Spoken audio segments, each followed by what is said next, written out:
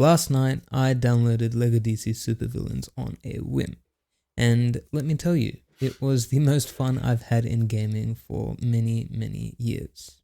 For one, it brought back the nostalgia of coming home back from school, turning on the Xbox and running my favorite games until my mom told us and yelled at us to go to bed.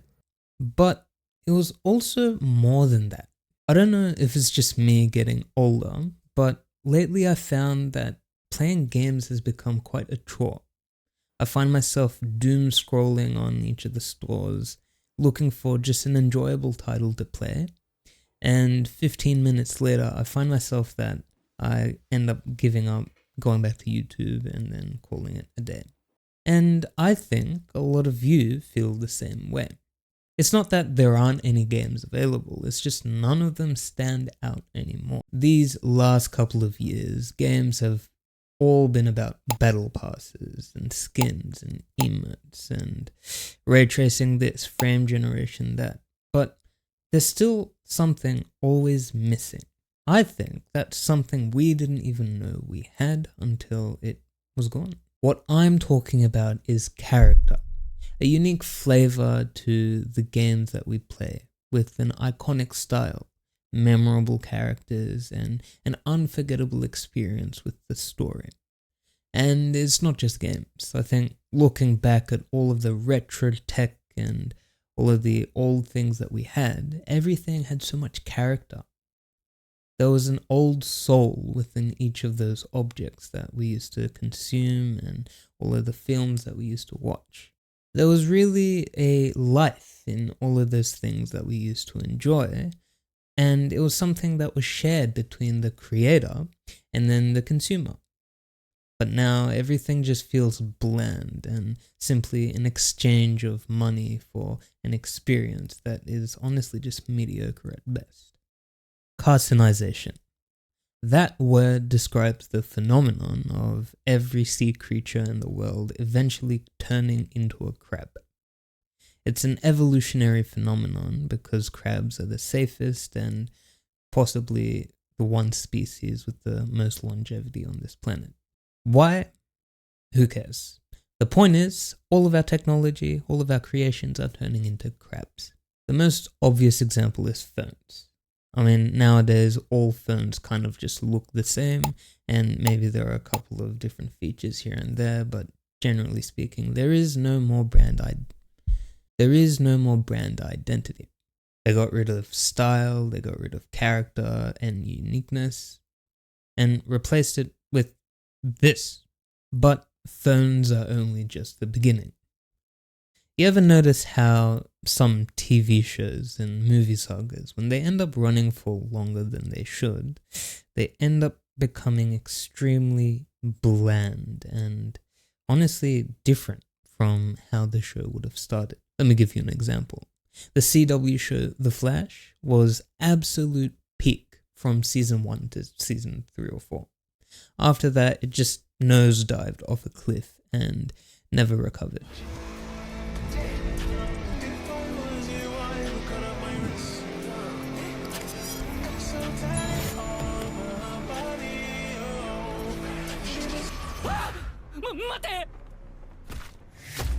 The same thing can be said for a couple of famous movie trilogies, or what would have been trilogies until the creators decided to ruin them.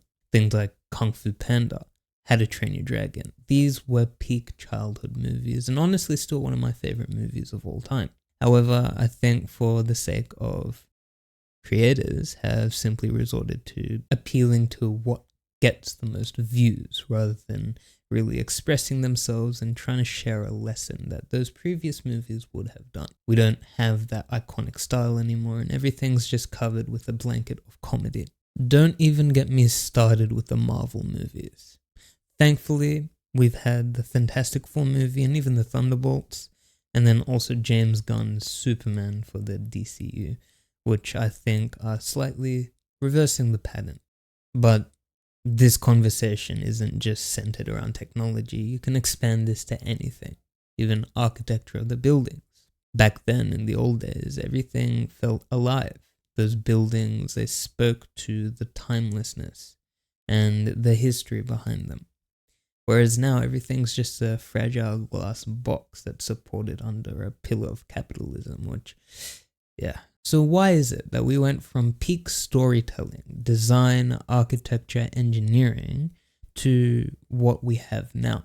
Well, I think you know the answer to that. What's more is these industries have become so cutthroat and ruthless that companies have become scared to try innovative things. They want to stick with the same winning formula and just do whatever gets them the most money, the quickest views, and the best cash grabs. What these companies forget to remember is that the audiences that they've garnered have only come from previously successful projects that had more of a creative center than anything else. Okay, so hold on. I've mentioned that there's been this trend of sacrificing art for views, sacrificing creativity for money. But I think things have started to change. It looks like we've finally hit a turning point. Call it nostalgia, call it retro, but a change is coming. In the last 1 to 2 years, I've noticed some shifting perspectives from the same people that delivered all that garbage not too long ago. Creators are finally starting to incorporate soul and experience into what they're delivering to the customers. And we can see things like that in the movies I mentioned before with your Fantastic Four and Superman. The same changes can be seen in completely unrelated industries even now. Take gaming, for example. Minecraft has made a huge comeback. The Lego Batman game that's coming out looks pretty exciting. Vinyl. Artists and labels have finally started pushing out more vinyl to physically create a connection with their audiences, and I'm all for it. The foldable and flip phones, they've really just been an interesting spin on some of the old technology that we had with a modern twist. Fujifilm and Leica are bringing back that filmic feeling to cameras again. They encapsulate that old style, but also still provide that tactile feeling that we all enjoyed, or your grandparents might have enjoyed. Personally, as a car guy, I've seen a lot of resto mod cars on my feed now. I don't know if that's just my algorithm catering to me, but I do think that people are starting to appreciate the old style and character that those cars used to have. Now we have things like Jaguar and all of those EVs that kind of just look the same, but I'm glad there's still some life. Now, this isn't an exhaustive list, but I also did want to make mention to fashion. I've noticed some Y2K fashion making a revival, especially in places like Japan, and then the Western countries obviously take a lot of fashion influence from Japan, so it's just bled all over. And I see people in baggy jeans and just very, very old-fashioned clothes just walking around the streets. So you can see the retro revolution is real, and I'm here for it. We're in the midst of a creative revival where products and content is being produced for self-expression and to remind us of that old style that we used to love so much. Right now, we've started focusing on that curiosity and that joy and that nostalgic feeling to deliver these products. And maybe it's a marketing gimmick. I genuinely think that we've entered an era where modern technology meets the old life and soul that was lagging behind and ultimately forgotten as innovation was exponentially increasing. This next decade is going to be really, really fun. I'm looking forward to immersing myself in the technology while embracing that nostalgic feeling as everything around us continues to grow and evolve. So let me know, what do you guys think? Do you think we're really in the middle of a retro revival? Or do you think this is just another marketing gimmick and some nostalgia bait, and it's all going to disappear in a couple of years when the next trend comes around? I'm curious to hear where you guys stand.